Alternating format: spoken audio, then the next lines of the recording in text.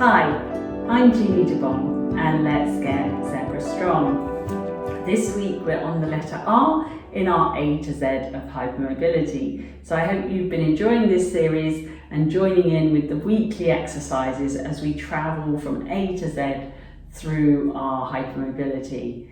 So letter R, we could have gone for relaxation because relaxation is the second principle in my hypermobility movement strategy. It comes after breathing, and relaxation is a huge part of what I teach my clients, what I teach myself, because it helps calm the nervous system, helps reduce that fight or flight,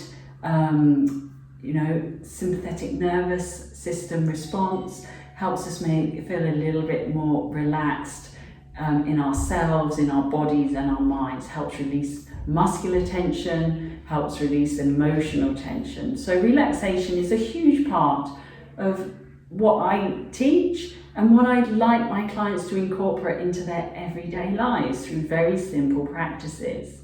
So we could have had relaxation, but I've actually gone for range of movement for the letter R. Now, my thoughts on this are a little bit different to the norm and the normal approach to how you treat movement in hypermobility. So there is a theory that if someone's got their range of movement, and obviously hypermobile people often have big ranges of movement in some or all of their joints.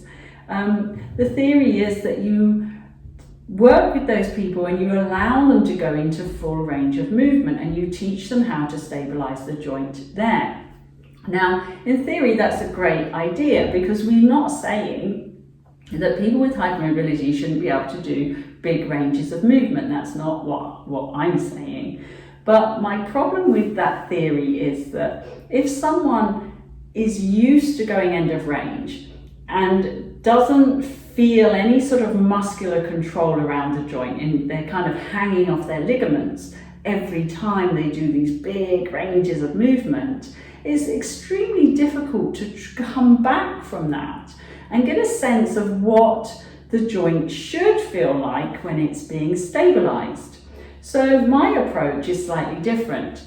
What I do is reduce the range of movement in people by often 50%, so that when they say do an arm movement or a leg movement, they actually feel that the muscular structure around the joint starting to work and having to stabilize, as opposed to being allowed to go full range and actually hanging off the joint and the ligament. Now, when I get people to do this, they often hate it because they're actually having to work. Whereas, when we can just let our arms drop to the floor or, roll forward and get our hands flat on the floor, it feels quite comfortable, right? Because you can just do it, but it's not serving us well. So what we'd like to do is try and reduce those ranges of movement, not, when you're beginning, not with loading, not with any kind of resistance, just with your own body weight, so that you can start to feel what it's like to have control around that joint. So let's give it a little go. You can try this out at home as well, either on your bed or on a mat. So go ahead and lie down on the floor. And, oftentimes if I ask someone to sort of raise their arms above their head in this position, people can do this and they can go all the way to the floor without arching their back, and they can just kind of hang out here. And it feels, normal, it feels comfortable, but there's not any resistance here in the tissue stopping that happening. So we're going full range, but there's nothing there to protect the joint. And then coming back from here to lift the arms up is a huge effort. You have to kind of hoik your shoulders up and bring your arms forward, and you end up with this sort of shoulder really protruding forward. So we can do this as an exercise, but we're not going to learn anything about joint control. We're just going to maintain extremely flexible shoulders and maybe shoulders that sublux and maybe dislocate. So how do we stop that happening? We stop that happening by building some joint stability. Okay, so And that happens by reducing the range of movement. So we take a breath, we let those shoulders settle, we let the ribs settle, and then the weightiness through the back of the body floats those arms up very slowly, very soft. And then we stop about halfway, seeing if we can maintain that sense of heaviness through the back of the body. Noticing what we feel. You know, my arms might feel like they're doing work now, my shoulders might feel like they're doing work. And then from that sense of heaviness, we bring the arms all the way back, nice and slow, maintaining that sense of resistance against gravity through the back of the body so that when I hit the ground, my shoulder doesn't pop up again. So very, very heavy, up we come.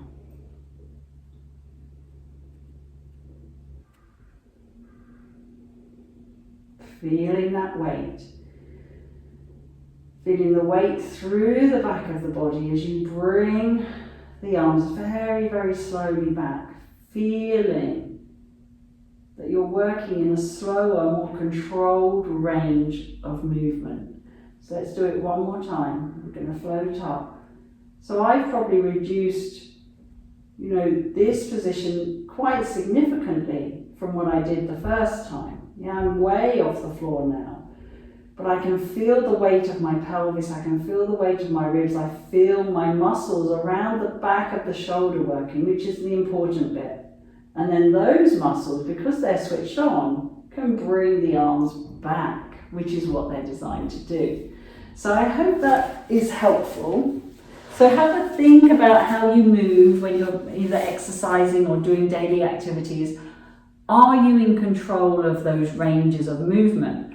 Or would it be beneficial to start working on reducing the range of movement, even temporarily, and then working your way back out into a bigger range of movement?